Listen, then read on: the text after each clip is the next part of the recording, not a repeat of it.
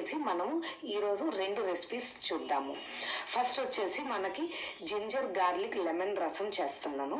ఇక్కడ ముందుగా స్టీల్ కడాయి పెట్టుకుని అందులో మనకి 2 table spoons of coconut oil అనేది వేస్తాను. సో ఇది వేసి ఇది కొంచెం వేడెక్కిన తర్వాత మనకి జీరా ఒక టీ స్పూన్ తీసుకొని జీరా అనేది వేసి ఫ్రై చేస్తాము. ఇక్కడ నేను యూజ్ చేసేది స్టెయిన్లెస్ స్టీల్ ప్యాన్ అండి. సో ఇదేంటి అంటే మనకి ఇప్పుడు చెప్పినట్టుగా మనకి యాంటీ ఆక్సిడెంట్స్ అన్నీ ఉండాలి మనం తీసుకునే ఫుడ్లోని అంటే మనం ఒక మంచి స్టెయిన్లెస్ స్టీల్ కడాయి అయితే వాడాలి. సో ఇక్కడ మనకి జీరా ఫ్రై అయిన తర్వాత కొంచెం రెడ్ చిల్లీస్ కొంచెం గ్రీన్ చిల్లీస్ వేసుకొని ఫ్రై చేసుకుంటాము. తర్వాత కొంచెం కరివేపాకు వేసుకొని ఒక చిన్న టమాటా చిన్న పీసెస్గా కట్ చేసుకొని ఫ్రై చేసుకుంటాము. అండ్ లిడ్ క్లోజ్ చేసి ఫ్రై చేసుకుంటాము. ఇక్కడ ఎందుకు ఈ స్టెయిన్లెస్ స్టీలే వాడాలి అంటే మనకి యాంటీ ఆక్సిడెంట్స్ అన్నీ మన ఫుడ్లో లాక్ అవ్వాలి అంటే మనం యూజ్ చేసే కడాయిలు కానీ సాస్ ప్యాన్స్ కానీ టైట్గా ఉండే మూతల్లో యూజ్ చేసుకుంటే మనకేంటి అంటే అది లాక్ అవుతుంది అనమాట. సో ఇక్కడ మనము కొంచెం వాటర్ పోసి ఫ్రై అయిన తర్వాత సాల్ట్ టర్మరిక్ అనేది వేస్తాం. పసుపు వేసిన తర్వాత మనం గ్రైండ్ చేసుకోవడానికి 2 ఇంచెస్ ఆఫ్ జింజర్ తీసుకుంటాం. కొంచెం గార్లిక్ మిరియాలు అండ్ ధనియాలు తీసుకొని కొంచెం రఫ్గా గ్రైండ్ చేసుకుంటాము.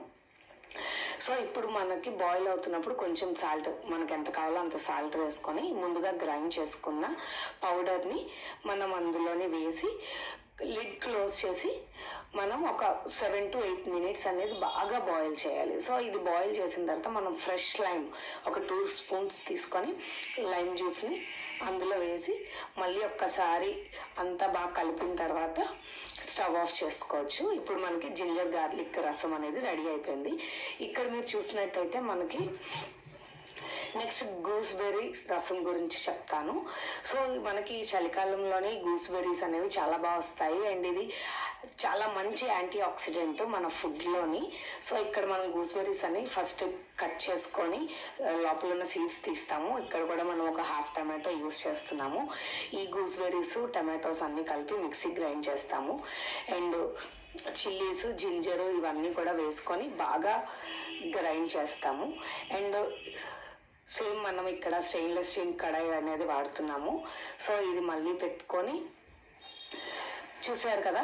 సో మనకి ఎంత టైట్గా లిడ్ అనేది ఉంటుందో. సో ఇక్కడ కొంచెం బటర్ అనేది వేసుకుంటున్నాము.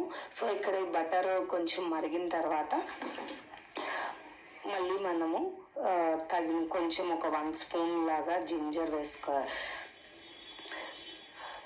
మిరియాలు వేసుకొని అందులో ఈ గూస్బెర్రీ సీడ్స్తోని కట్ చేసి ఉన్నాయి కదా అవి కూడా వేసుకుంటాము.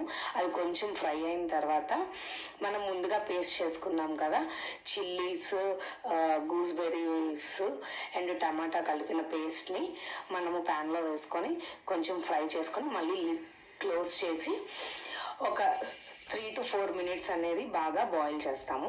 అండ్ తర్వాత ఇది బాగా బాయిల్ అయిన తర్వాత కొంచెం వాటర్ అనేది యాడ్ చేసుకుంటాం.